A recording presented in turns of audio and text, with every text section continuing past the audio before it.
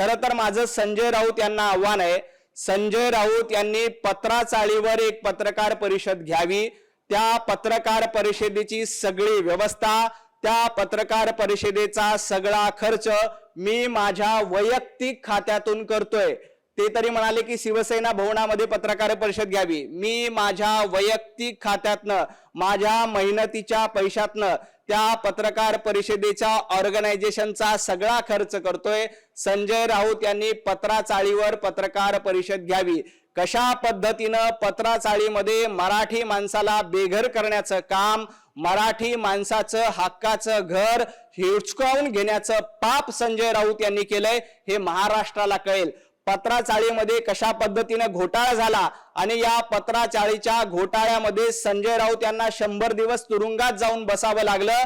हा पत्राचाळीचा घोटाळा कशा पद्धतीने केला, पत्राचाळीमध्ये मुंबईतल्या मराठी माणसाला बेघर करण्याचं पाप संजय राऊत यांनी कसं केलं हे एकदा पत्रकार परिषद घेऊन जाहीरपणे सांगून टाकावं। आणि त्या पत्रकार परिषदेचा संपूर्ण खर्च मी माझ्या वैयक्तिक पैशातून करेल। संजय राऊत यांना माझं आव्हान आहे, त्यांच्यामध्ये जर का हिम्मत असेल तर त्यांनी देवेंद्रजींवर बोलू नये। त्यांनी आधी पत्राचाळीच्या घोटाळ्याचं काय झालं त्याची पत्रकार परिषद घेऊन उत्तर द्यावी।